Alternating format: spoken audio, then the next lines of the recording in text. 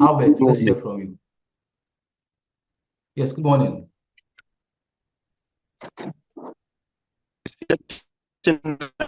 A curriculum committee. Please, I want to know, is it always advisable to use the national one or the institutional, or you can mix them, please? Yes, so that's a good point. Like I say, you can use we have the national and the institutional, but this curriculum is being developed at the institutional level.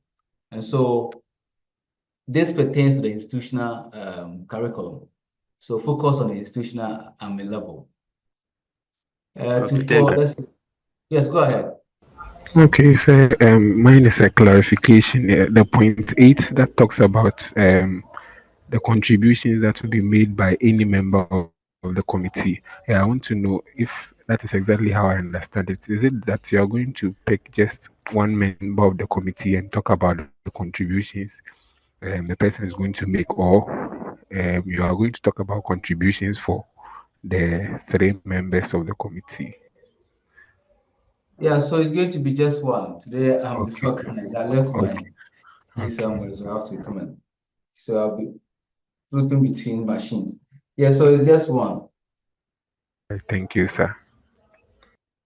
Yes. I guess that answers it. And we can go ahead and start today's class. So I'm thinking we have about just 3 meetings and we are done with the course. Because as I indicated earlier on, we are looking at this and so far it looks as if we've covered about 5 of them.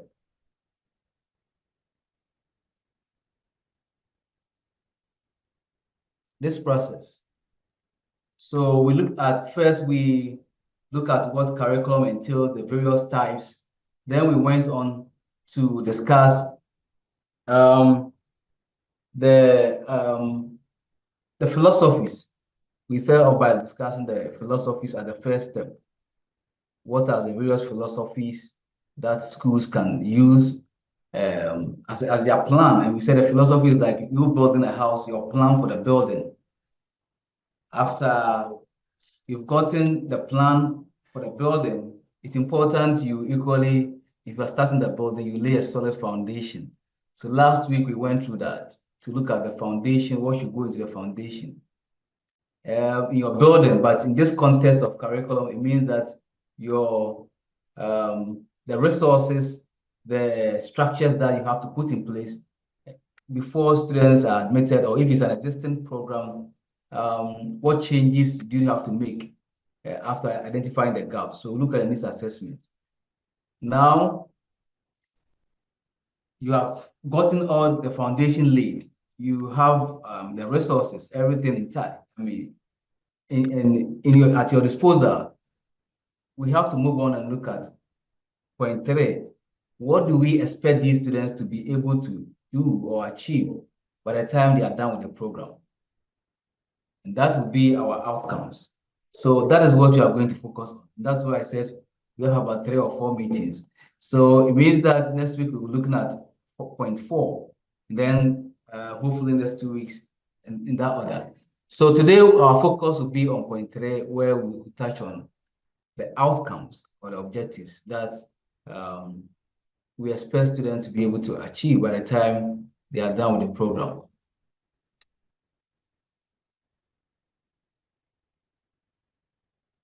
All right, so outcomes are very important. Like I said, most of us have gone for seminars or workshops in the past. And when we go, we see the presenters or the facilitators displaying their outcomes or their objectives. But in this our context, our outcomes will be broken down into several levels. So we'll focus on what outcomes are, the various types of outcomes. Then we'll try and formulate some of the outcomes in this class.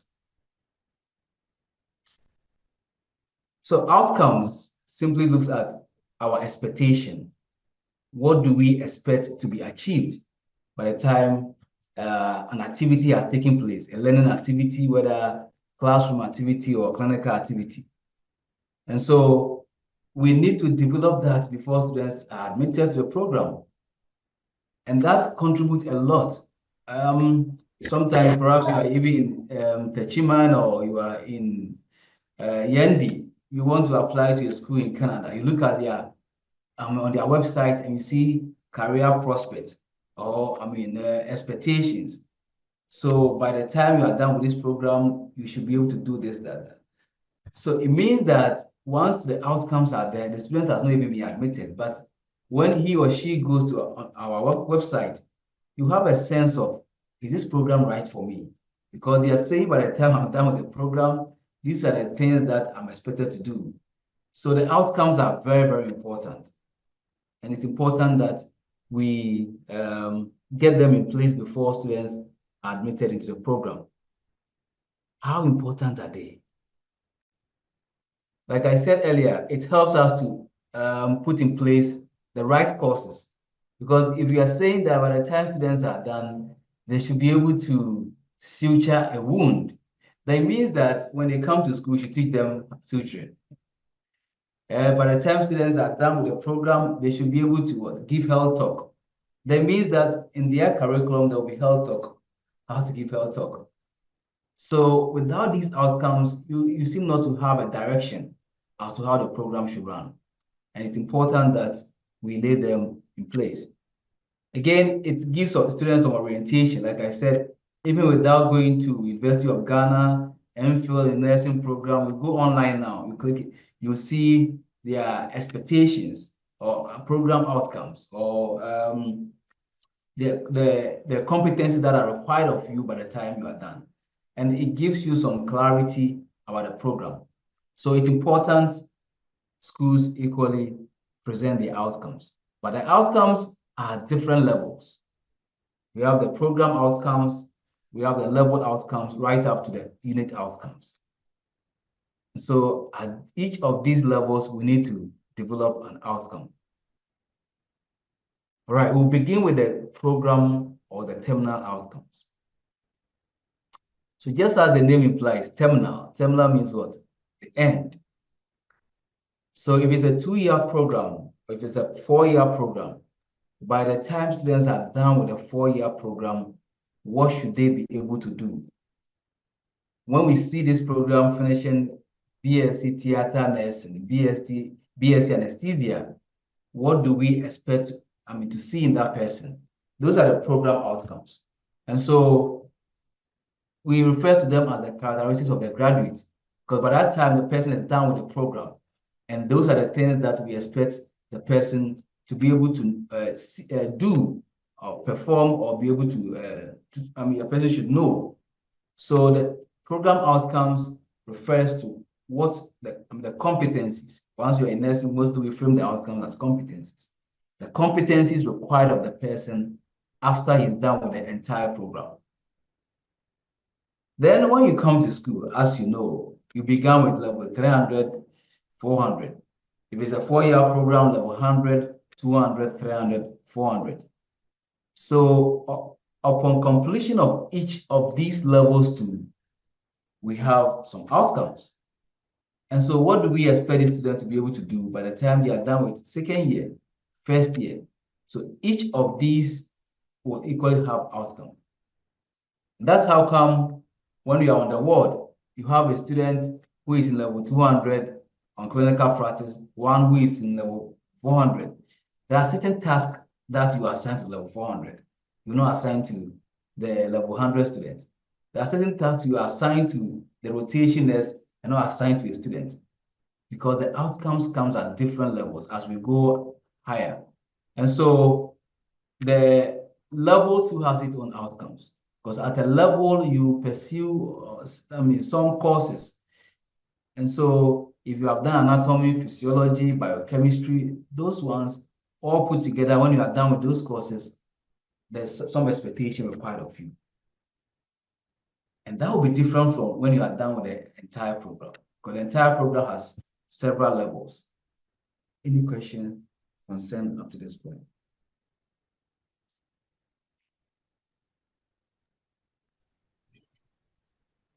All right, we equally have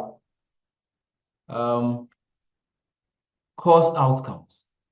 So like we said, we have level 100, level 200, up to 400 if it's a 4-year program. And each level 2 has courses.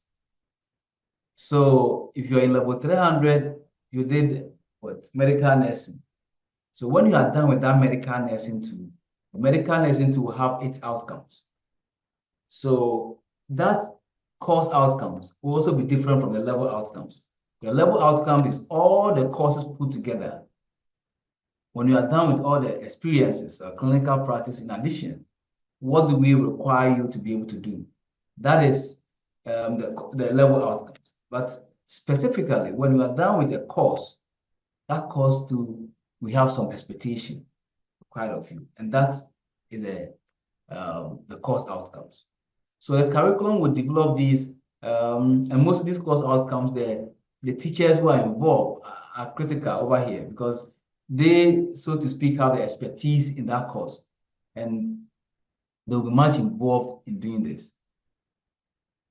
Then we come to the unit outcomes, which is the most specific of all. We began with program, the whole 4 years or 2-year program. Now you come to level after you are done with, say, level 100 or 200. Level 2 had courses. So when you are done with a course, what are your expectations? In that course, medical nursing, you also have topics. So today we'll discuss bronchial asthma. Next day we'll discuss myocardial infarction. Next day you discuss this other topic. And each topic will also have its own outcome. Just as I'm discussing today outcome, I have as you saw here, I have this as my objectives, the outcomes here. And so each of the topics will also have its own expectation. And this, like we said, is the most specific because that is what you do each and every day, specific day that you are going to teach. Because the course outcome, you can't teach the entire course in one day. And so it's quite general as compared to the unit outcomes. And so if you are going to class each day, if you are done with Garden City and then you want to leave the world, go to secondary NMTC to teach, or the NDNTC to teach, each day when you are going to class, what the outcomes you have is a unit outcome. But that pertains to that specific topic that you are going to discuss for that particular class. Questions, comments, contributions?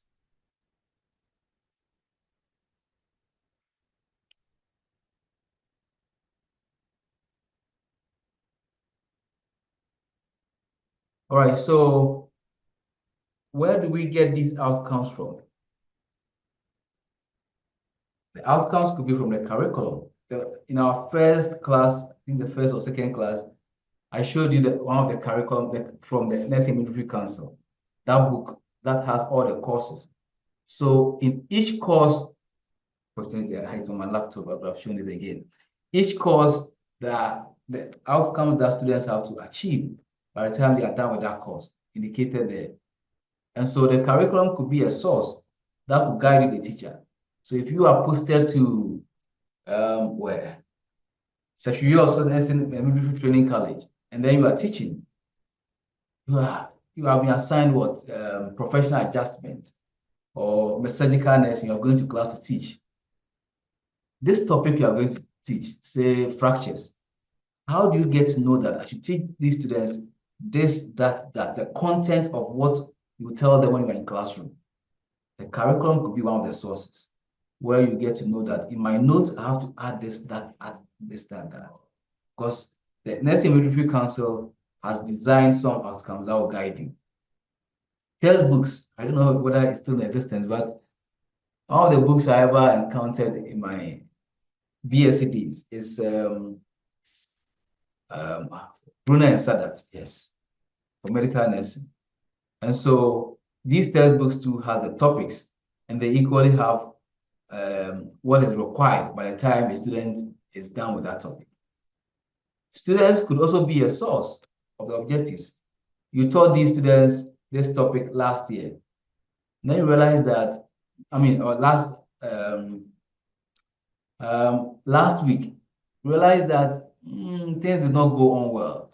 And so in your subsequent class, you would want to refine your outcomes to ensure that, yes, you do not just start discussing bronchial asthma, the pathophysiology, the definition pathophysiology, but you realize that the last year when you taught them, because the physiology was weak, this time you want to revise the physiology before you go ahead.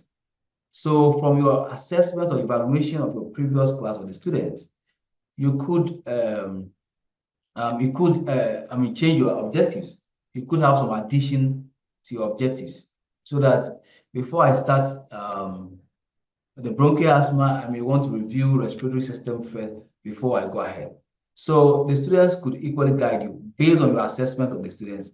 It could give you some guidance.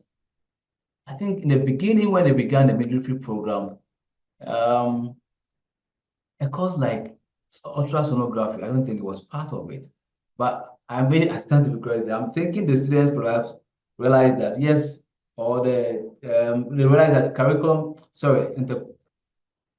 ultrasound is very important, and so they could recommend to the framers of the curriculum or the department that they would want such a course to be added, and so the program outcomes would change based on the recommendation from the student. And then, of course, you, the teacher, having taught the course over years, you know the terrain, you understand the trend, how things are going. And so if students, perhaps when they wrote the licensure exam last year, you saw that this time questions around these areas are coming. The NMC is now bringing questions that in the past you were not teaching. So going forward, now when you're going to teach such topic, you may want to add certain things that you are seeing in the next midwifery council exams, or some conditions have been coming up. Perhaps COVID was not part of the curriculum, but you are getting some of these new conditions. So as an experienced person, when you are going, to class to teach subsequently, you may want to add it to your course objectives that by the end of the course, students should be able to do this, that. So these are areas that we could derive our objectives or outcomes from. Any questions, comments, contributions?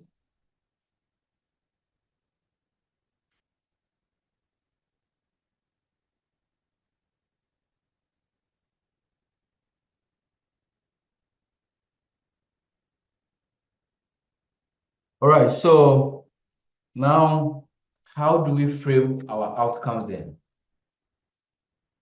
So a typical outcome has these four components: the performance, products, conditions, and criterion. But at a general level, the program outcomes, you tend not to see the criterion. The criterion is mostly used to assess the student's performance or the level of adequacy, how well we think the student has understood or can perform the task that we've delivered. So the criterion at the program level, you tend not to see it, but at the unit level, sometimes even at the course level, you may see the criterion. But typically, you should have the performance product. And so let's see how we can combine these ones and then frame some objectives. So we'll pick each of these ones and then discuss them. The performance. So performance, as the word says, it's some observable or measurable activity that we can see. So if you are teaching what? Vital signs. What would be the performance? What the student will be able to do. It describes the observable or measurable, what you can measure, or what you can see, the change that you can see, or what the student can do by the fact of going through the training. So performance, that activity that the student can display to indicate that there is some learning or some learning has taken place. At the general level, again, at the educational or the program levels, we tend to be loose and use some verbs that are not easily observable. But when you come down, it should be verbs that we can measure. We can say, yes, this is be able to do it and do it well, or has been able to explain it or explain it well. So the performance, if you are framing an objective, looks at that observable or measurable activity that the student can be able to do by virtue of he or she being exposed to a learning activity. And so you tend to see verbs like this: student explain, identify. Because once you are identifying, you are carrying out an activity. You are displaying some action. Once you are listening, there is some performance ongoing. So that is what the performance in the objective entail. So if you are framing an objective, ask yourself, where is my performance? Questions, comments.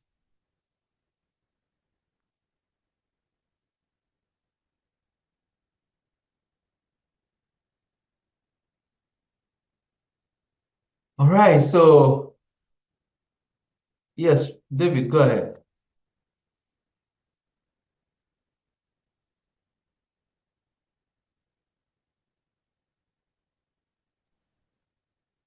David, if you are talking, we can hardly hear you.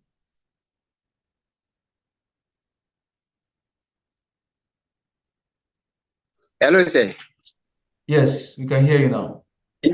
Yeah. With the objectives, I was asking if it's time bound, as in like specific duration that you have to meet. Yes, there's some condition attached to it.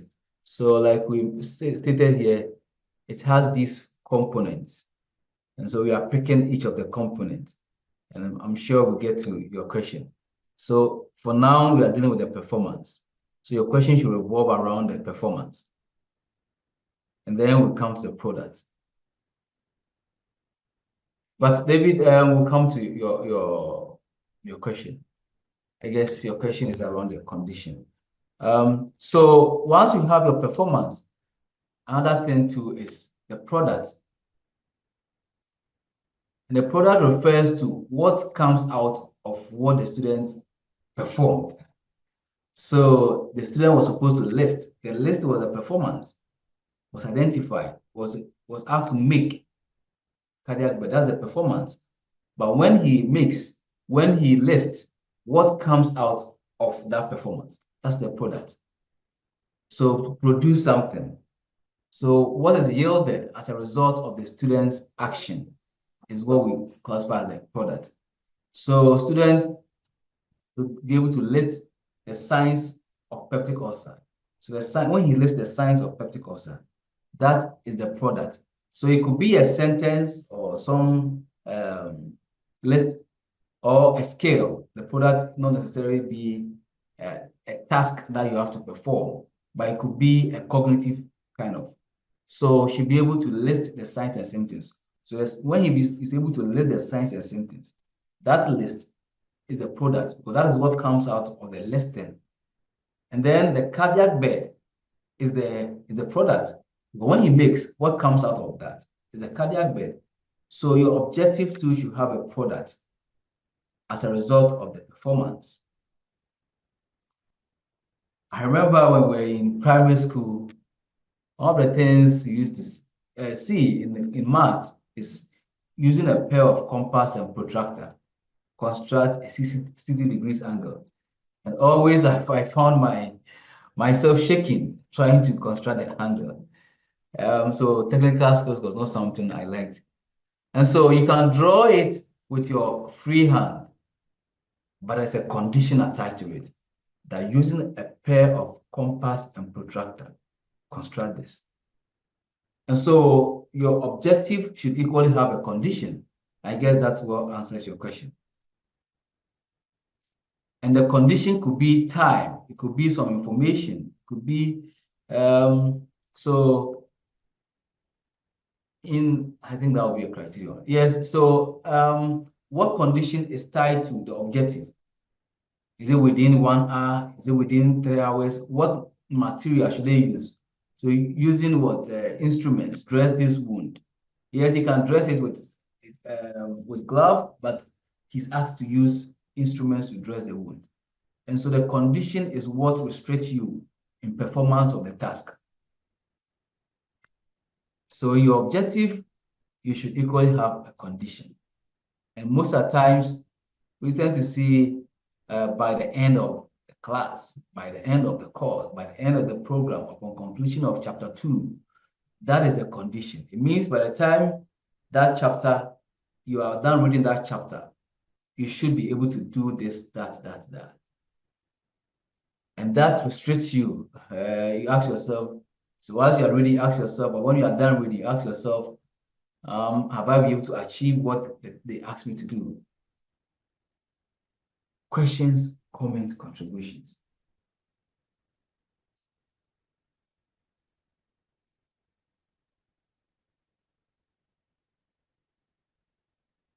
All right, so like I indicated earlier, your objective or your outcome should have these 4 components. But at the program, then the course level, you tend to see these 3. 1, 2, 3. But we have a 4th component, which is the criterion. Like I said, the criterion is used to judge how well the student has performed. And so you tend to see it at the basic level, the unit level, when you are done teaching a particular topic.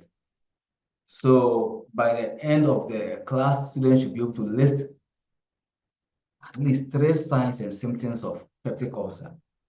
So now there is something. You can list the signs and symptoms, but if you list 2, you've not met the criterion for us to judge that, yes, you have achieved the objective. You have achieved it partially, but not fully. So the criterion is something that we use. Initially, I was going to say,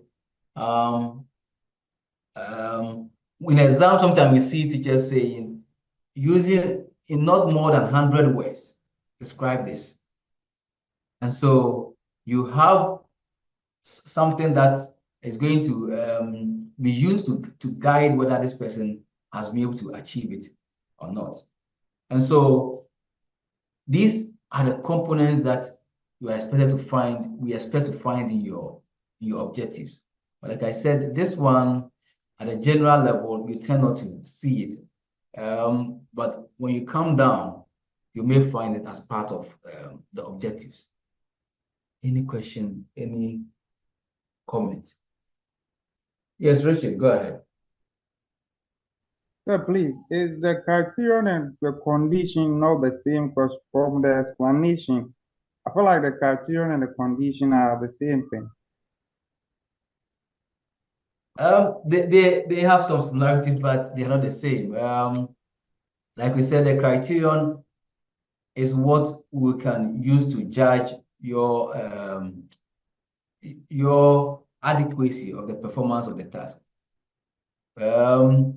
Yes, you can use a pair of compass and protractor to draw the angle, but then the criterion will say that draw it, and then let's say the sheet should not be.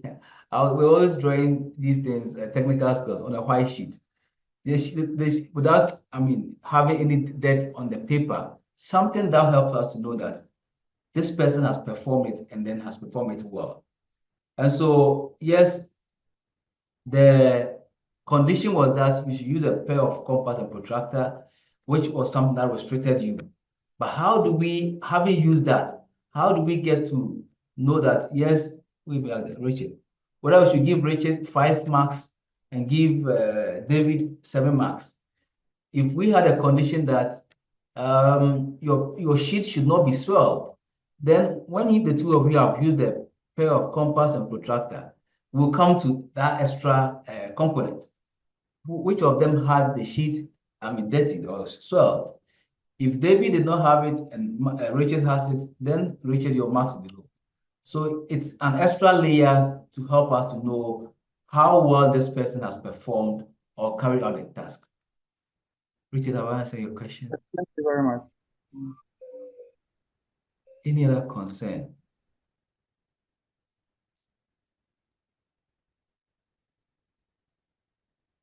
All right, so I'm sure you've been exposed to this in other classes, especially in education. But in learning, we have three main domains, and I'm sure you were exposed to the cognitive aspect more when you're doing learning theories, cognitive learning theory. So we have the cognitive aspect, the affective, and then the psychomotor. And so our objectives too can cut across these areas: cognitive, affective, psychomotor. So let's look at the cognitive. I think, yeah, I like this one. So the cognitive looks at areas around knowledge, thinking, things about cognition. And so it's not always that your objectives will be about carrying out the task. Yes, certain things too are about cognition, memory, thinking. And so the objectives that are at the cognitive level or that deal with the cognitive domain, there are certain verbs that we use. And you cannot, if you are to write objectives at a cognitive level, you cannot use certain verbs from the psychomotor or the affective. And some of the verbs include these ones: define, list, distinguish, compare, and contrast. Just as you were taught in education, the Bloom's taxonomy guides us in this area. And as you know, the Bloom's taxonomy is in levels. Basic level being knowledge, right up to evaluation. And this data being changed from knowledge, comprehension. So the verbs have, the naming, the nomenclature has changed. And so from knowledge, comprehension, application, right up to evaluation, as you are going higher, the level of cognition or the level of learning increases. And so we classify the knowledge and comprehension levels as lower cognitive levels of thinking or learning. And so if you're a teacher and all your objectives or your questions are around this area, knowledge and comprehension, then that's when the students write the exam, they come out and say, oh, the exam was very cheap. The exam was this. Because those two are the lower cognitive level thinking questions. It doesn't require much critical thinking. But from application to evaluation, they are the higher cognitive areas, and it requires more thinking.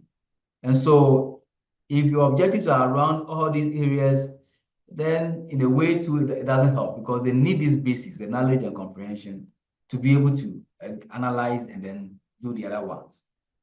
And so you may want to, if it's an exam, you have what we call, I don't want to take it, you have what we call table of specification. That deals with how many questions should I set at the knowledge level? How many questions should I set at this level? But that's at education level. I'm sure you're exposed to those ones. But in terms of your objectives could come from these levels of cognitive domain. An example is this one. I tend to teach the midwifery students. It's only this year that I have not taught them, the CODeL students. So I use examples from their area. So at the end of the lesson, the student will be able to define antepartum hemorrhage. So the define here is a cognitive domain. It falls in the cognitive domain. We'll be able to distinguish. Distinguish is in the cognitive. That is not about performance of a task. It's something that deals with thinking, memorization. And so these verbs can be used if you want to set your objectives at a cognitive domain. So let's see if we can write 3 for this one, and or write 2 for this test. And if you are done, you can unmute yourself and then share with us what you have.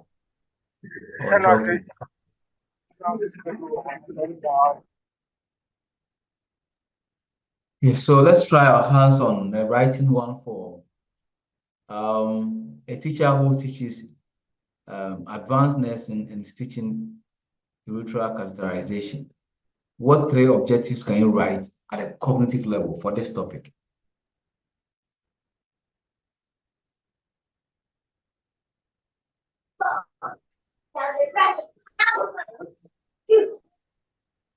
Yes, Ebenezer, go ahead.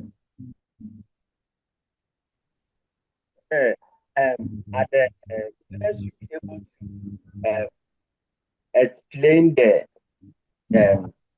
of neutral categorization. Yeah, we were struggling to hear you in the initial stage. Can you repeat what you said? Students should be able to explain the steps of neutral categorization. Students should be able to. So yes, your objective is missing one of the components, but that's a good try. Let's hear from Ahiable.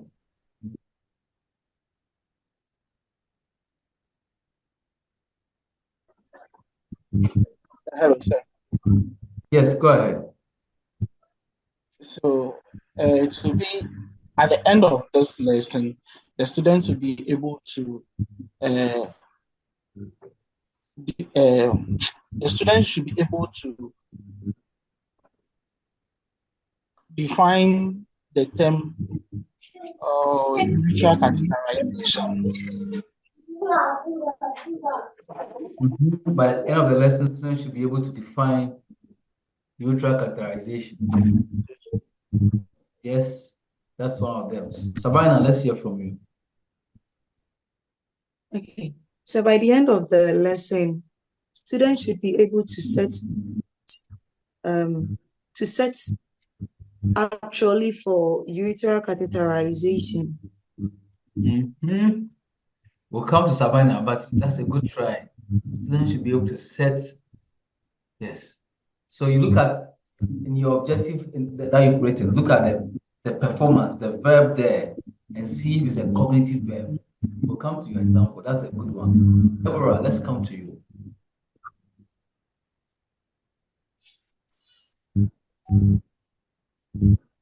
Yeah, Deborah, go ahead with your objective. All right, sir. Okay, I'll say that by the end of the lesson, students should be able to list the steps involved in passing a urethral catheterization. Students should be able to list the steps. So the performance here is listing. Yes, Tufo, go ahead. Please, by the end of the lesson, students should be able to outline the indications of urethral catheterization. Students should be able to outline. So the performance, so in these domains, you have to look at the verbs and outline the verb here. Elizabeth. So at the end of the lesson, learners should be able to distinguish between catheter and enemy. Okay, we didn't get it, the latter part, but I think the verb is clear, distinguished. All right, so these are a good try. Solomon, you have something different, right?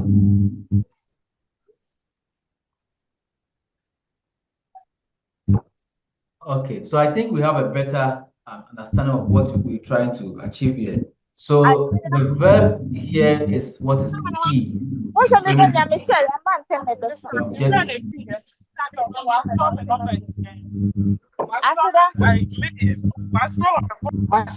Please, we are in class. Why? All right, so the verb here as who said that? Savannah, yes, students should be able to set a tray. Let's all analyze this one. Is set a cognitive word or is it something that has to do with action? Yes, Tufo. Yes, I think setting a tray has to do with psychomotor, that is action. Yes, so it has the component, but it doesn't fall in the cognitive. Sorry, because as you are setting, you are displaying some action, which has to do more with the psychomotor. So your objective is perfect, but that will fit more if you are using this objective, this same scenario will fit more for the psychomotor. So the cognitive aspect has to do more with cognition, memory, and then of course thinking. And then we have the affective, which you tend not to see it often, but we see it when the student is performing a task. So just as the cognitive domain has levels, affective has levels, you are receiving, organizing, and other levels. And so the affective deals with the emotions, the behavior, or the attitude that the student displays, mostly when performing the task. So if he is going to perhaps dress the wound, what attitude does he display? Does he display some willingness to easily perform the task? When the patient is talking to him or her as a nurse, the behavior that he or she demonstrates in even receiving the information. If the patient says he's done with collecting the urine sample and is giving it to the nurse, how does he receive it? So the attitude that is displayed in carrying out the task is what we talk about in the affective domain. And so verbs like freely support, phrase like freely support. So you can support, but the manner in which you support is maybe questionable. Eagerly volunteer to do something. So does he do it with a lackadaisical attitude, or how does he do it? So those are the verbs, or those are the things that we look at when you're talking about affective. So the behavior that is being displayed, the attitude that is shown in carrying out the task. And so, like I said, mostly you tend to see it when a task is being carried out. In the cognitive aspect, you may not see it that much, the affective aspect, because if someone has said, listen, a behavior shown in listening may not be, if he's writing it, I'm explaining when he's writing it down, you may not see how the behavior shown, and that is the cognitive aspect. But when he's performing a task, an action, then you tend to see how the person carries out the task. And so that's your objective too can fall in the affective domain. For instance, if we are looking at, say, a course in professional adjustment, or a course in other ethical consideration course. So upon completion of the course, what the students require, because that course is more of ethical issues, we expect the students to be able to carry out certain tasks in a professional manner. And that professional manner connotes some attitude that is being displayed. Any question about this one?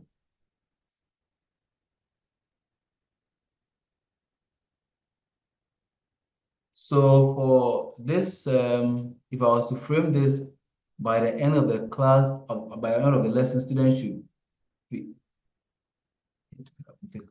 the student will eagerly volunteer to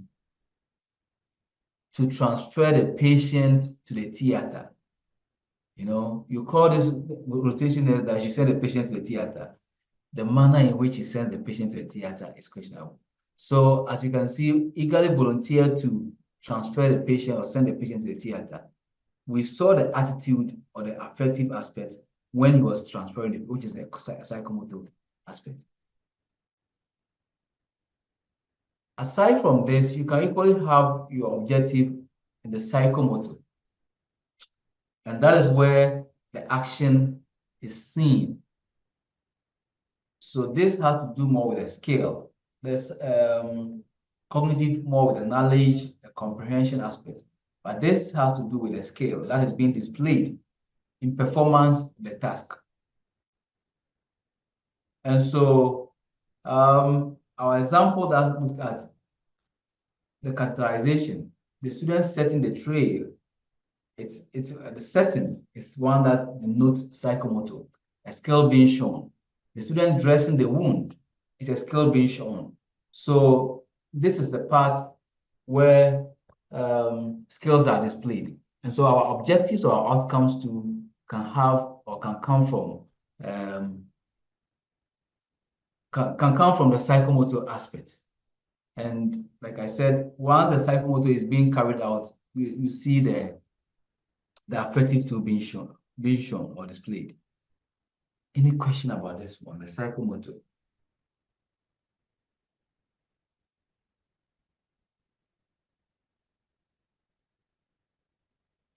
Yes, David, go ahead.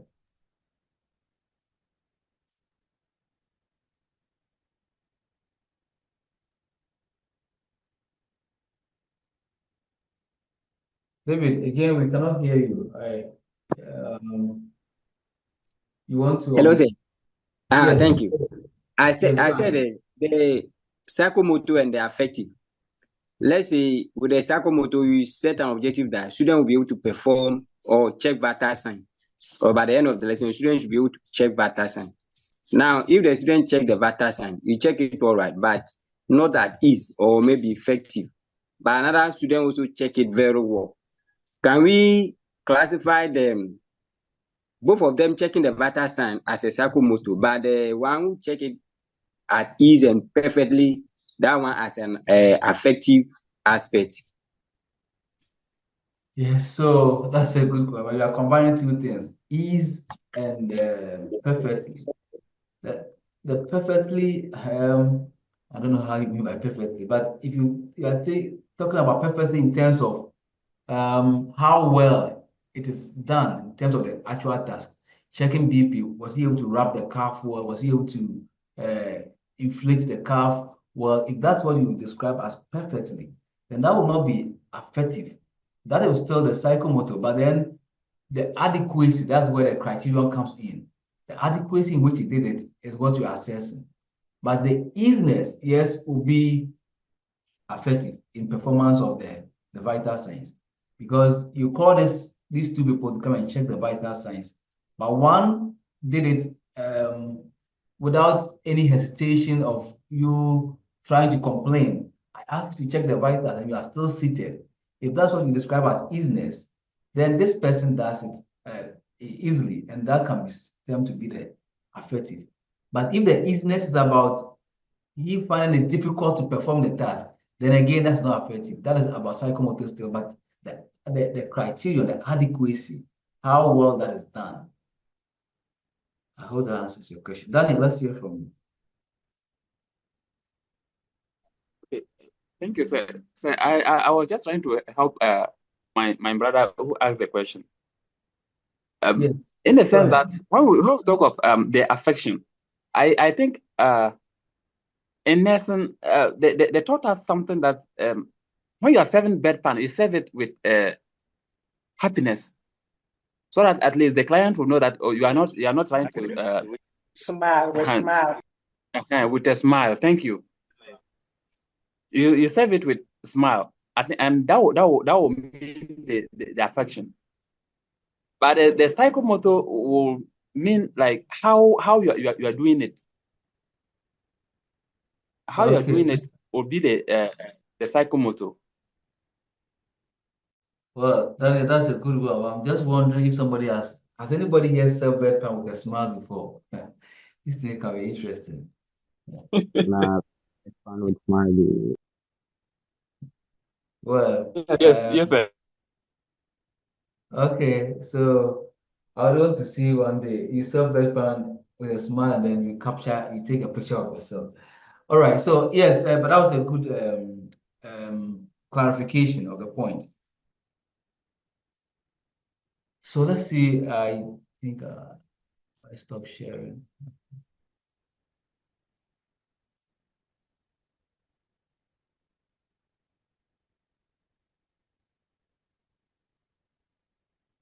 Yes, Eric, go ahead. Okay, sir. Thank you very much. So mine is just a comment I would like to make.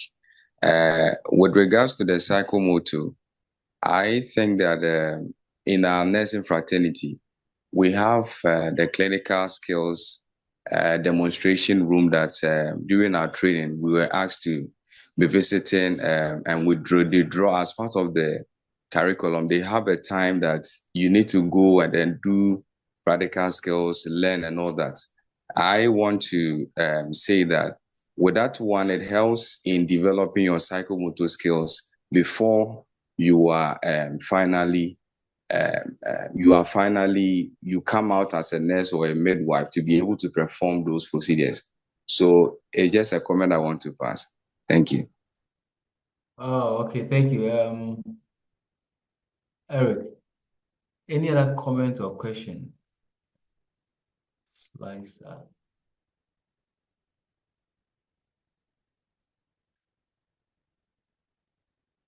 Okay, so we'll see if we can write some psychomotor. And if you can combine psychomotor and affective.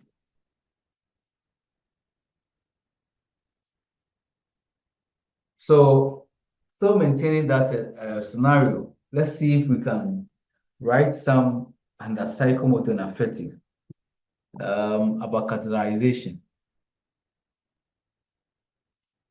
For cognitive, we are done with that. Let's see if we can try that psychomotor. And this, you should be careful if you're writing the objectives or the outcomes. This is a unit outcome, so it should be, but I mean, your condition should be tailored to upon completion of the course or the topic. I mean, the topic. Sorry. If you were to write it for the advanced nursing as a course, then it would be different upon completion of the course. But this would be this topic upon completion of the topic. If it was for the whole nursing program, then it would be upon completion of the program. So these are the variations that we should bear in mind, because like we started with, the objectives comes at different levels. And so based on the level in which you are writing it, you tailor the objective accordingly. So this will be for the unit level, and we'll try our hands on the psychomotor. One or two examples of psychomotor.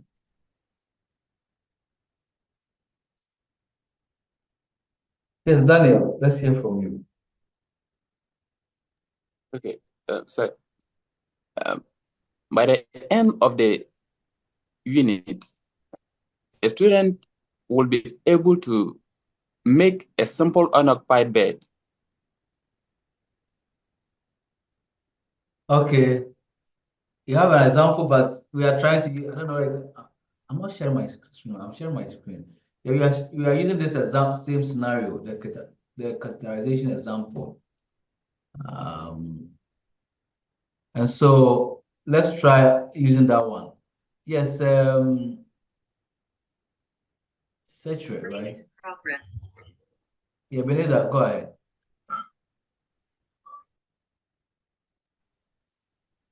So at the end of the topic, students should be able to pass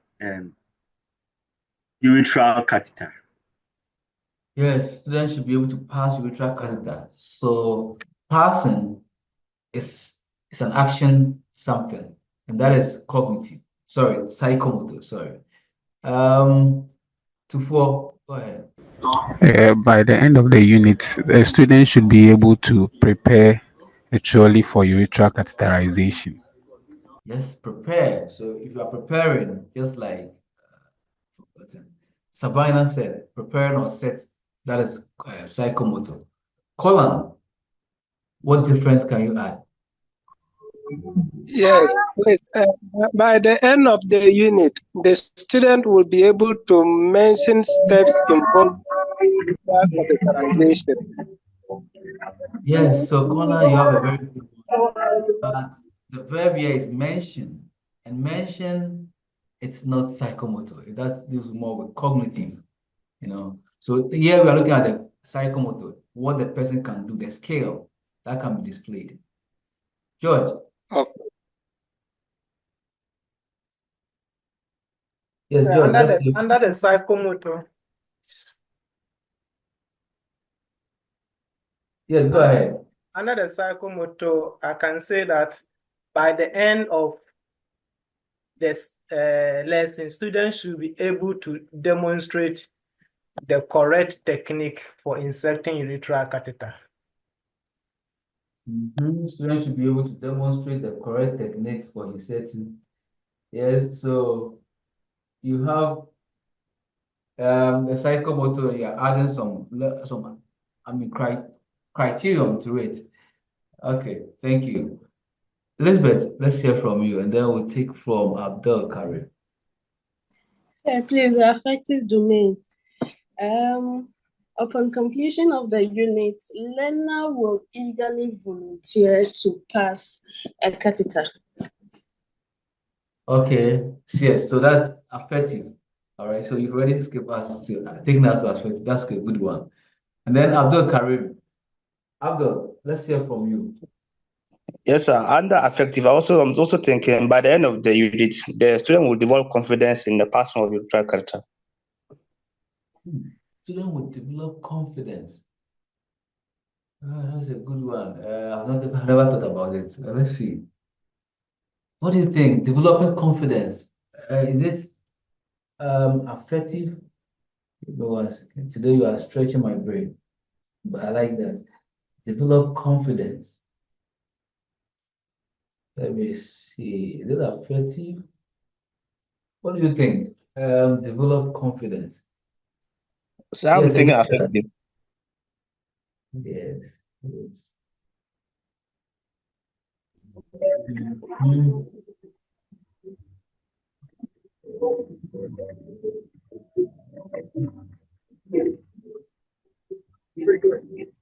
But affective has levels, and the levels include receiving, responding, valuing. So I'm looking at the level in which it falls, and organizing, characterizing.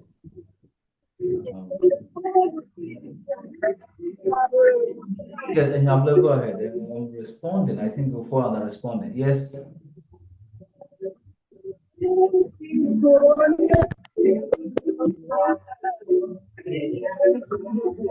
So at the end of the lesson, students will be hello, sir. Yes, we can hear you. Today my network. Hello. Yes, go ahead. By the end of the lesson, the students will be observed performing urethral catheter without difficulty. Trying to respond to the Abdul Karim's one, but anyway, observe, perform urethral catheter. So now which one is the performance here? Observe, performing. Yes, performing urethral catheter. Performing. It's an action something. Yes, but you could take away the observe to make it more succinct. So yes, observe it's something that demonstrates an action. So we can consider that as an segment. Welcome to Abdul Karim. Yes, Dorcas, go ahead. Sir, please, mine is a question. With the affective and the cognitive, I'm a little bit confused. Okay. So what we said about the cognitive is that the cognitive deals with things that talks about thinking, memory, cognition.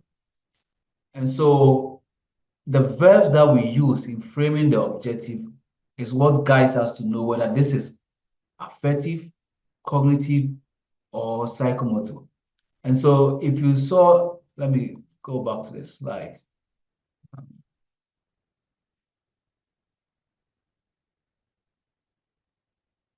Some of the verbs that we use here, for instance, list, define. Define is something that is about memory, it's about thinking. It's not an action or a scale that you display. If you are checking vital signs or you are checking temperature, you display a scale. You set a tray. When you go to the patient bedside, what you do before you even set the thermometer, it's a scale that you are demonstrating. So that is Oh, you say affective, sorry. That is a psychomotor. But then if you ask to list the items used in checking vital signs, you listing it, you're not displaying a scale. So that is cognitive. That comes from your mind, your thinking, your cognition. So the cognitive deals with those aspects. And then the affective is what we are talking about here, that it comes mostly when you are performing a task. So, Dorcas. Yes, so if Dorcas is asked to write a report. When you're writing the report, if you're in charge asks you, Dorcas, today you are the one going to write the report. How do you respond to that task which has been assigned? And even when you are doing it, how do you carry out that task? The behavior or the attitude that you display in performing that task is what we classify as the affective domain. So, do you do it willingly?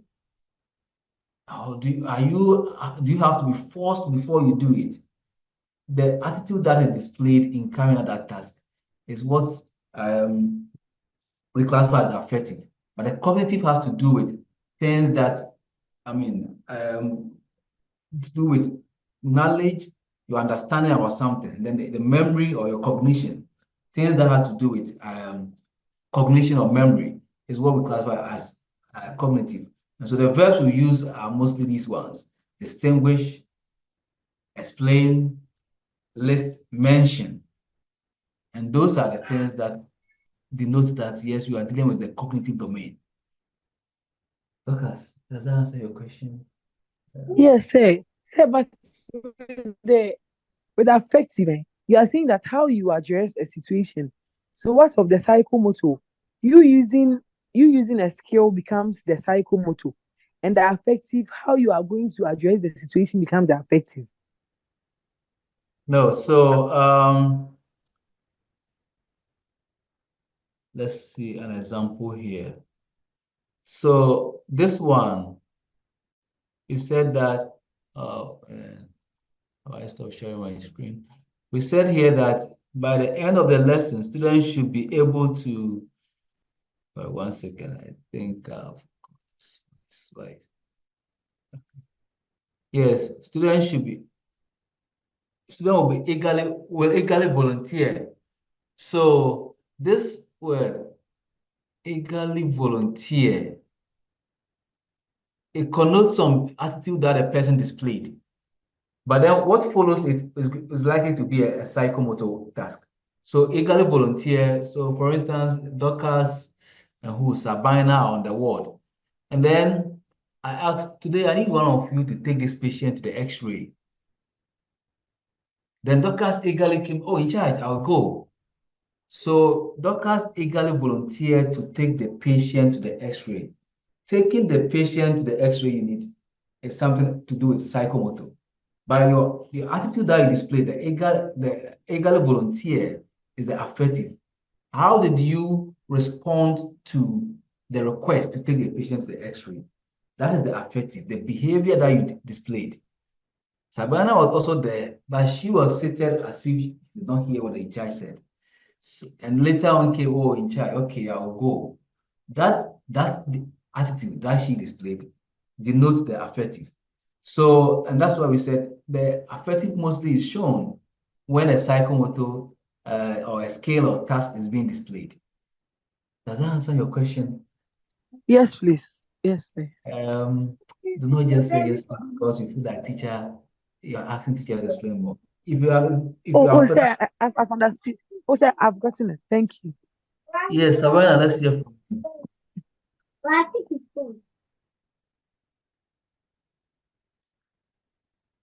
Savannah, your hand is up. Please, I wanted to ask. Yes, Yes, please, can you hear me? Yes, we can hear you. Go ahead. Okay. Since I wanted to ask,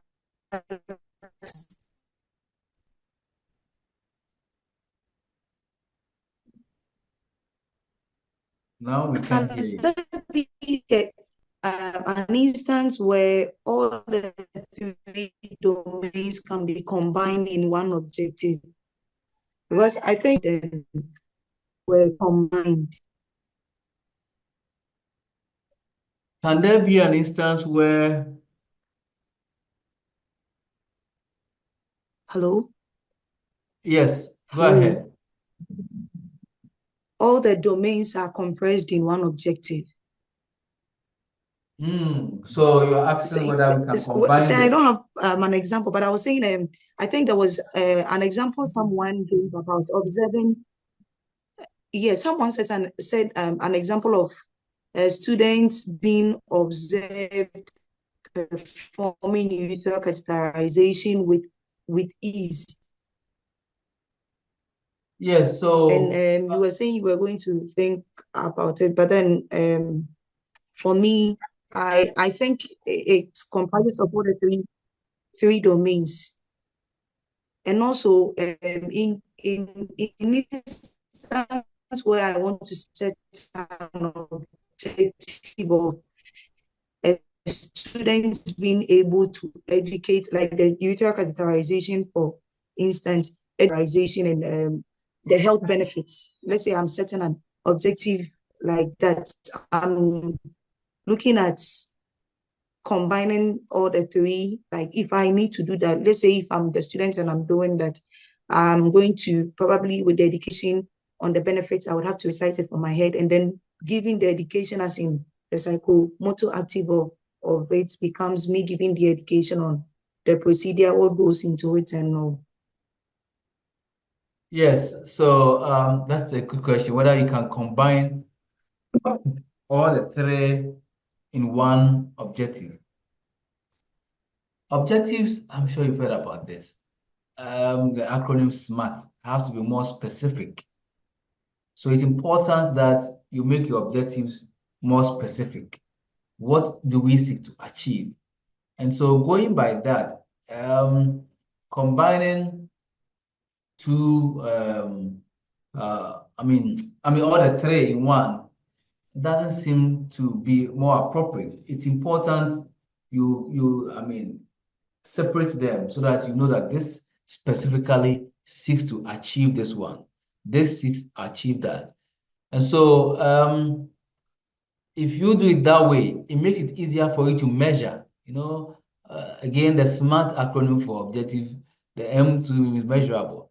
So it makes it easier for you to measure it and know that, yes, this has been achieved, this has not been achieved. If you combine all of them, it could become a bit messy for you to be able to measure it easily. But if you categorically state this, that, it makes it easier for you to be able to determine if the objective has been achieved. And so by the end of the lesson, students should be able to list the items or the instruments for dressing a wound. You know that, yes, students will be able to list, let's say, 5 items. As he be able to list the 5 items, students should be able to dress the wound without hesitation. Was he able to dress without hesitation?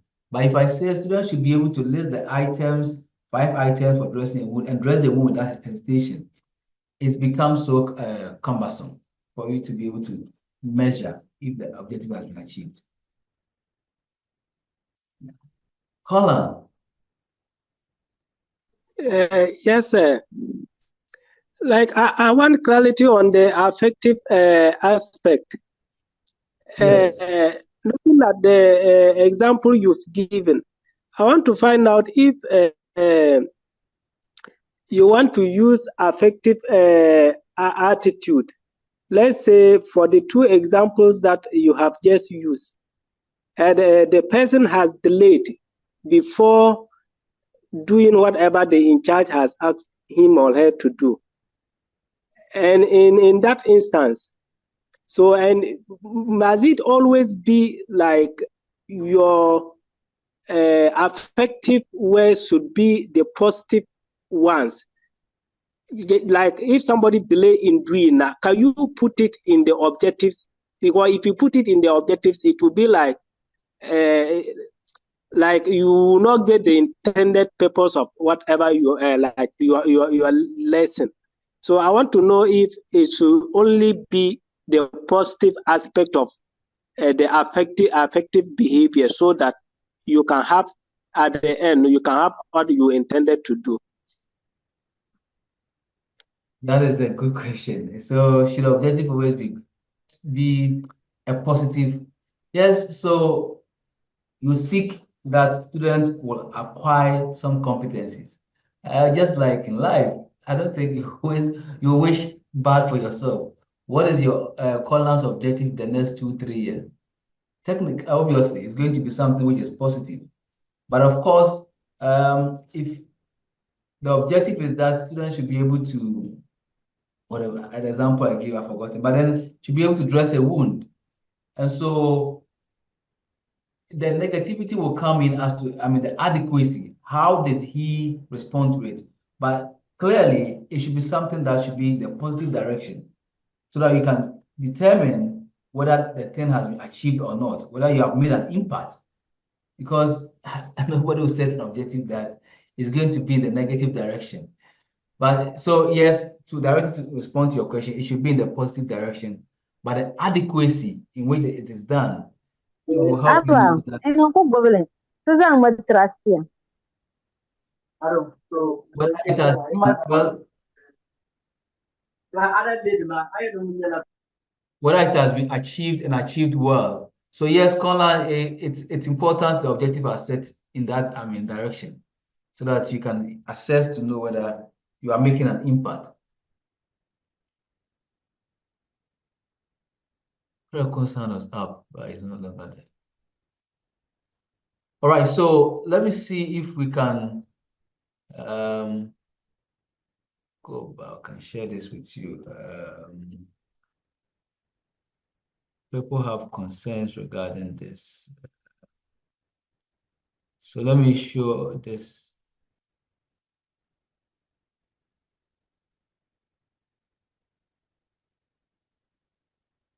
And so if we are going to look at this one, yes, Savannah, go ahead.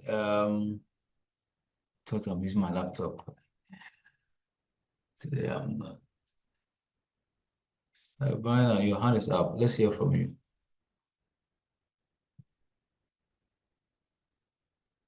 So if you are to look at this. Yes, sir. Please, I wanted to ask again. So far as this.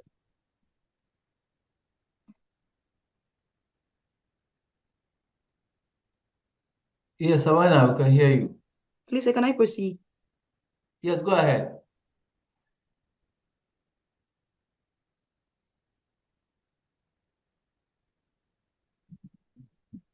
So, sir, I was asking, so far as this course is concerned, is it always compulsory to set objective based on these 3 domains, or you can choose which domain you would want to use with respect to the program you are reading or the course you are teaching? Okay, so it usually depends on the topic that you are teaching. For instance, if I'm going to teach vital signs, when I know students have been taught advanced nursing, or I'm going to teach the tutor in charge for what? The skills lab or demonstration room or simulation lab, and then students have been taught in advanced nursing class, characterization or IV therapy. So they've gone through the cognitive aspect. They have been shown pictures of those items. When they come to me at the skills lab or the simulation lab, it is the psychomotor that I will stress much on. So my objectives will be more psychomotor, because the cognitive aspect of them knowing or listing the items for dressing a wound, the steps in dressing a wound or passing a urethral catheter would have been covered in the advanced nursing class. And so this is the time they've come to the simulation lab, and it's up to me to also take them to the psychomotor. So my objectives will be more tailored to the psychomotor area. In much the same way, the teacher too in the classroom teaching advanced nursing will equally have more of the cognitive objectives, because in the skills lab, at the classroom, he may not be able to perform the actual task in the classroom. So his or her objectives to you find more of the cognitive. Yes, there may be some psychomotor if you bring some materials to the classroom to demonstrate, but most of the objectives will be in the cognitive domain. So again, in determining your objectives, the topic, or the content in which you are teaching, it's what one of the things that guides you as to what. But for the program, if you look at the program in general, and of course, it should cut across all these areas, because the program outcomes, students will have been exposed to several courses: professional adjustment, therapeutic communication. And, these are courses that deal with the affective area, the ethics of the profession. And so students cannot be done with a 4-year program and all the program outcome is highlighting is cognitive domain. They should be able to define what, they should be able to list, they should be able to perform this. No. So it should cut across these areas. Does that answer your question?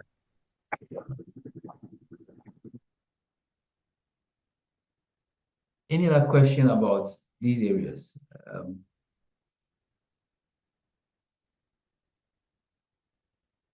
All right, so if you look at this, like I said, all the answers will be at this part, your answers or response. So I find it very strange when students ask whether they should use another document to respond to it, because it's clearly stated here, your answers or your responses. So you type in here, type whatever you have typed. And then today what you have to do is to come to part 5.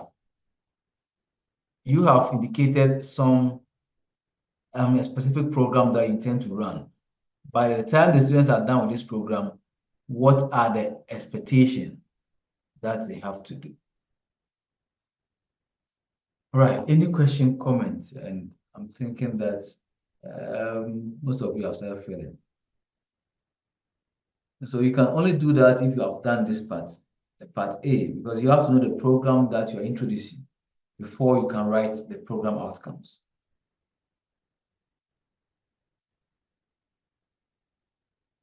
What we are going to focus on next week, if we are done, if we happen to meet, is this. From the beginning, we look at what curriculum is. We look at stakeholders who are involved, look at the types of curriculum. Then we said we are now developing the curriculum proper. We said curriculum is like building your house. We look at the steps involved in building the house.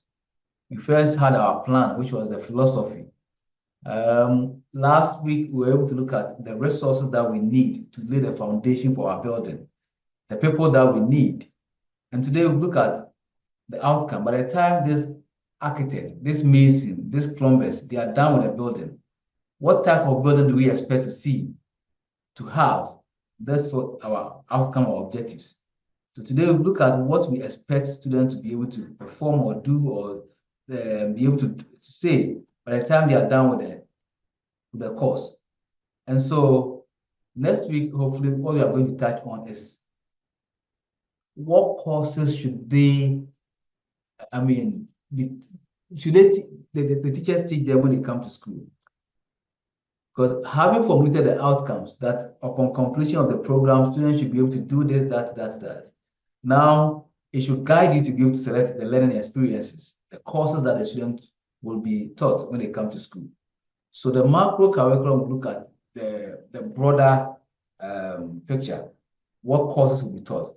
What criteria guides us in selecting the courses? So that we don't just say that, yes, Central University, Christian Service, in their BSc nursing top-up, they are doing entrepreneurship, they are doing curriculum. So let's also come and add curriculum to our program. There should be some basis to guide us as to what courses should be added to the curriculum.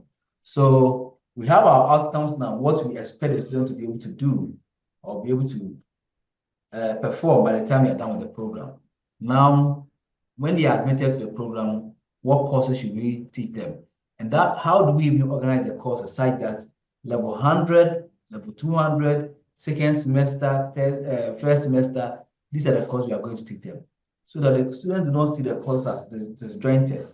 That microbiology we are done, and then now we are moving on to medical nursing. They are separate courses. So that's what the fourth step looks at. Selection of the courses, the criteria that will guide us. Any question, comments?